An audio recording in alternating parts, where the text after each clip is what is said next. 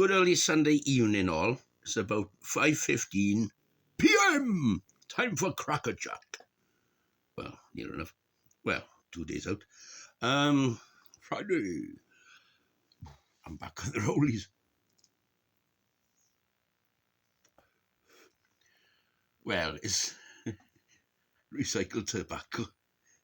You know, I'm recycling blue bag cigarettes.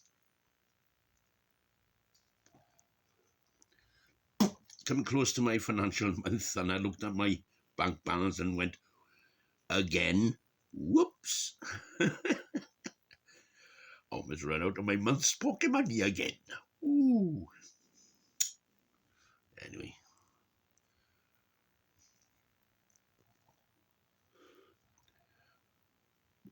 I know Tim from Seattle, USA.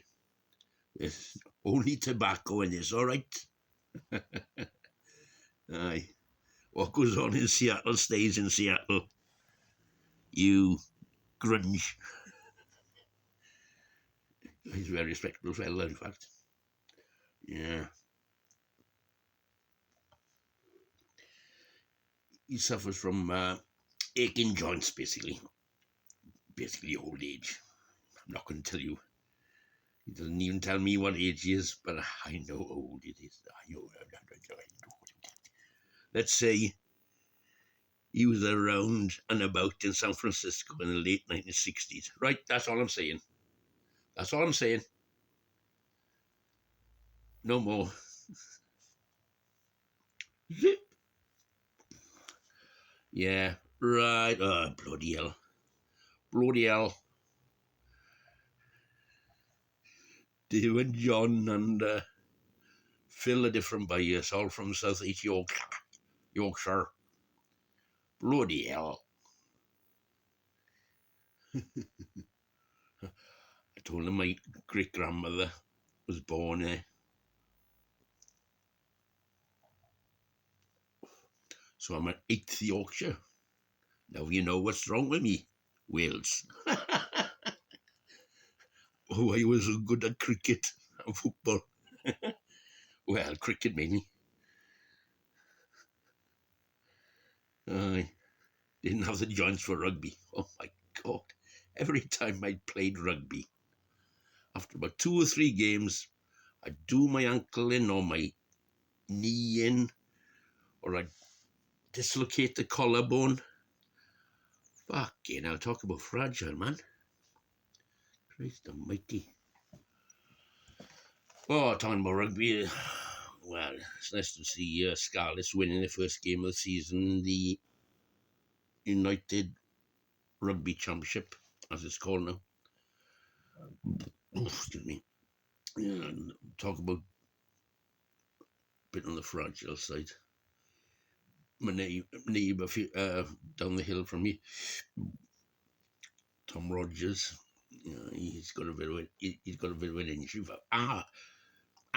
Almost half the blinking squad. Oh, well, almost the first team squad. How many? Dozen, is it? Injured. A few have come back. It's like a blinking, what do you call it? One of those doors outside posh hotels. Revolving door of injuries. And I was in Aldi last night. And I'm sure I saw the, I don't know where he lives. I'm sure I saw the old physiotherapist from Wales. He's only recently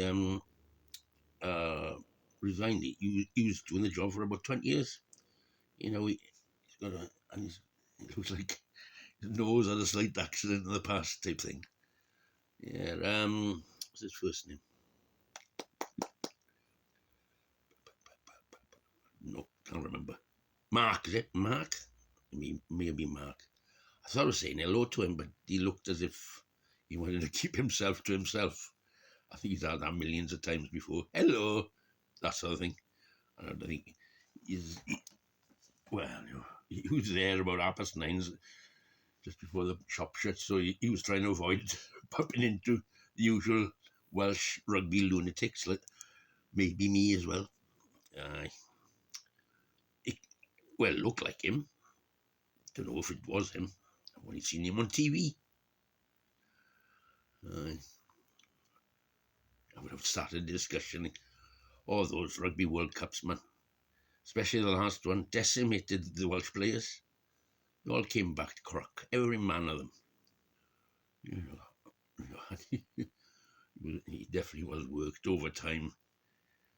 Right, Robin McBride, for instance, I can talk to him about. He lives up the hill from me. He was the forwards coach in the last Rugby World Cup. I can talk to him about anything, and I told Robin as soon as I first saw him after he came back from Japan. I said, "My God, the Wales players were wrecked in the last game. You could see." Oh, well.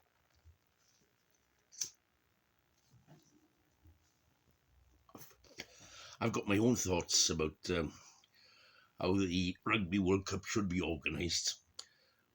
You know, it should be just a finals tournament. For instance, you could put a month aside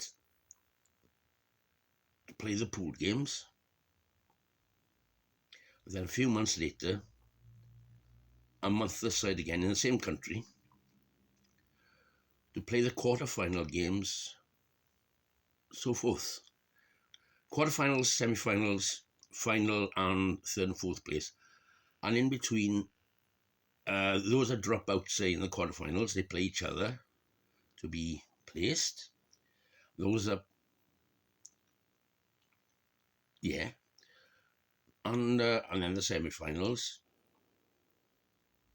And then, well, I don't know, third and fourth place and the final played on 2 days, like third and fourth place on a Saturday, final on a Sunday. And that'll cover 4 weeks. And there'll be a week rest between the quarterfinals and the semi-finals, and a week rest between the semi-finals and the final on third, fourth place. That's my thoughts. Splitting into, like, say, have the pool matches done in a month. Well, maybe 6 weeks. About a month before, and then go back to the same country, and then play the quarterfinals, semi-finals, and placed matches in another month. Because doing it all in one string is destroying players, man. You know, and there's this fuss about all this fuss about head injuries and everything injuries. Give them a rest. Say pool matches, 6 weeks off, and then the quarterfinals, semi-finals, finals within a month, type of thing, or 5 weeks. That's what they should do it. For rugby, because it's bad enough in soccer in the World Cup, but in rugby it's worse. You cannot play 2 international games of high intensity 1 week and then the next week, let alone use in the midweeks or 4 days break or farting about like that. No. The pool matches, right, will only be 3 games.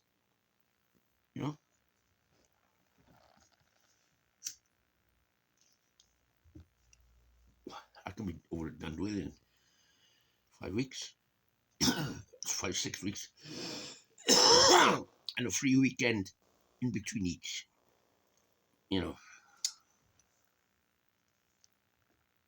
If there was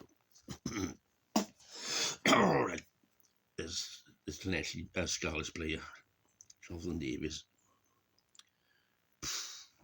It really, he was really out of it after he came back. Anyway, right, Sunday evening. It's been a nice-ish day and all that. Right, all the best, all. Have a good week. New week.